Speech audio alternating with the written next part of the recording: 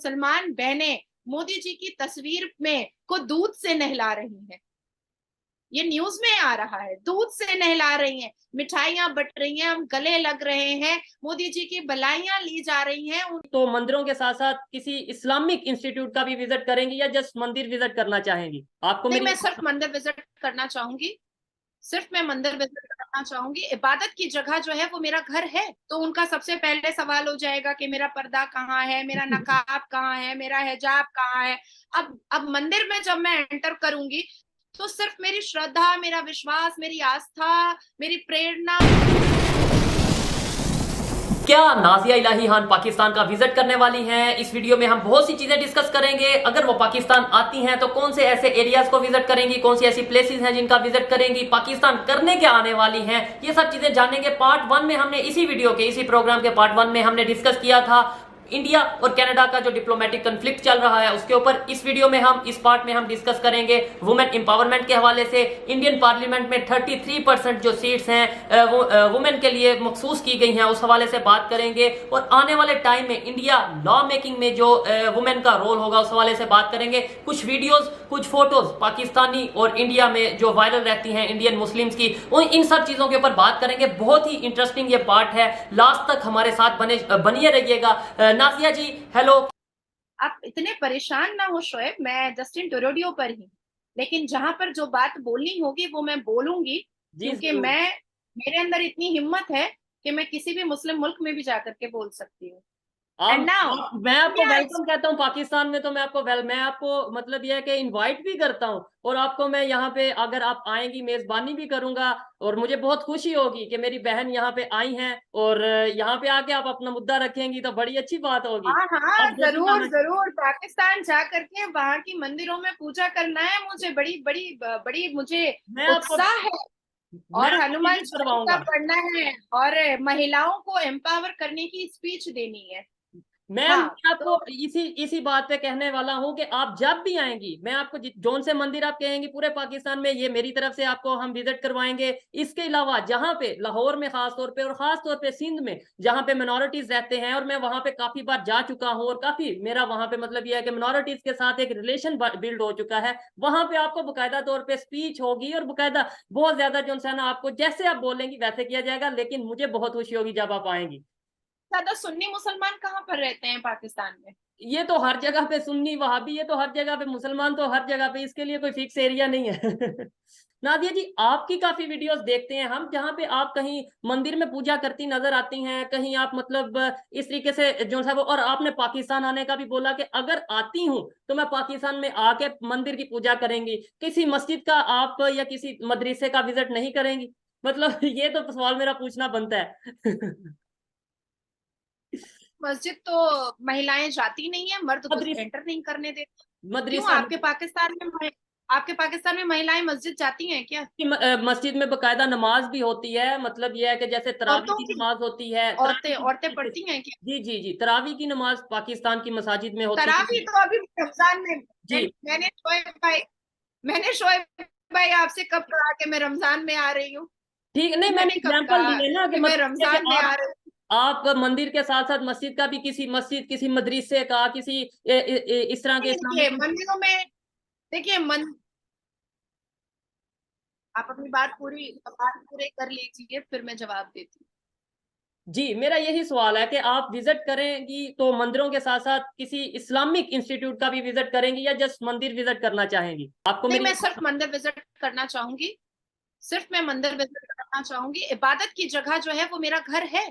जबरदस्त। इबादत की जगह मेरा घर है। जबरदस्त। ठीक है।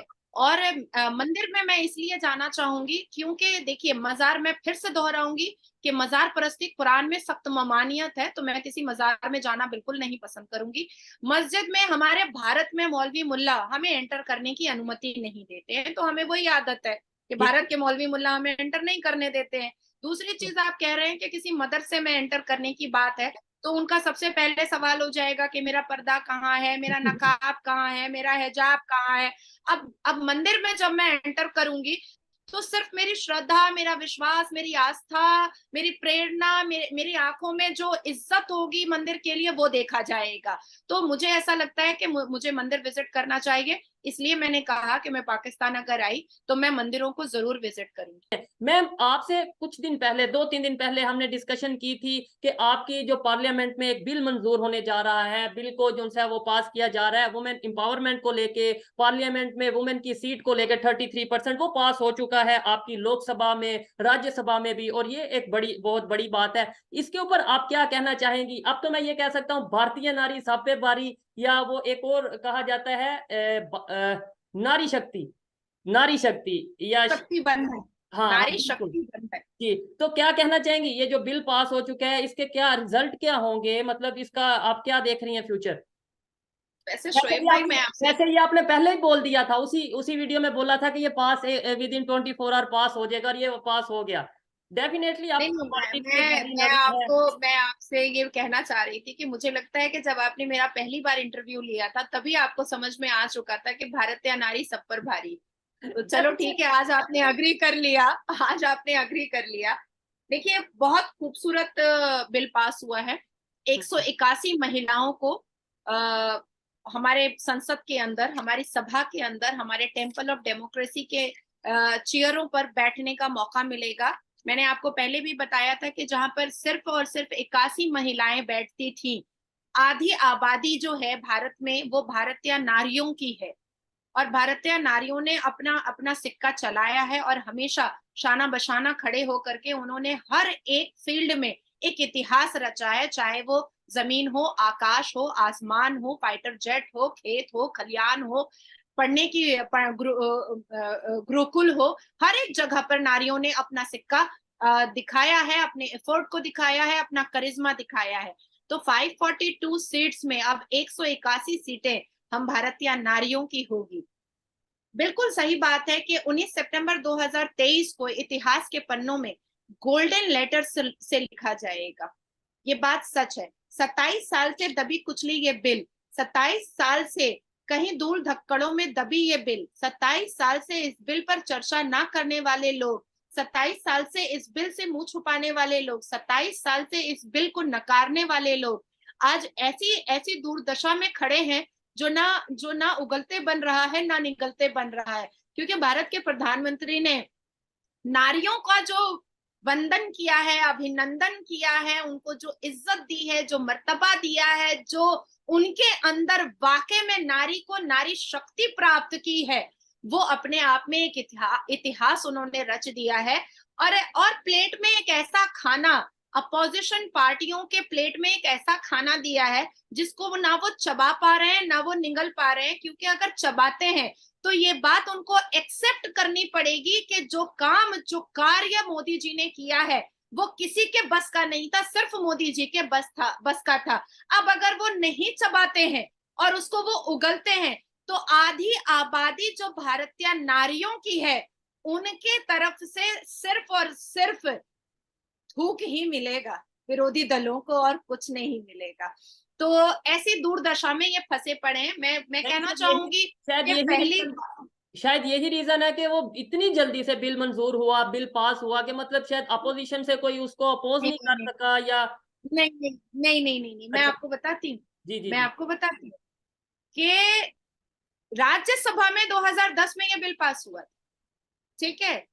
तो उसके बाद 13 साल ये बिल लोकसभा में पड़ा रहा, 13 साल, 13 साल इस पर कई बार। और 27 साल में बार बार क्यों बोल रही हूँ कि अटल बिहारी वाजपेयी जी बार बार इस बिल पर फोकस करते थे, बार बार वो राजीव गांधी जी के बारे में बात करते थे, बार बार वो एच डी देवेगौड़े के बारे में बात करते थे, बार बार सुषमा स्वराज जी कभी अपने मीठे अंदाज में कभी तीखे अंदाज में इस बात को मनवाने के लिए लोहे का चना वो चिबाती रहती थी। सुषमा स्वराज जी ने एड़ी चोटी का जोर लगाया था कि नारियों को आप बराबर का दर्जा दीजिए। इसलिए मैं आपको बार बार कह रही हूँ, 27 साल और 13 साल लोकसभा में इस बिल पर धूल और धक्कड़ पड़े हुए थे।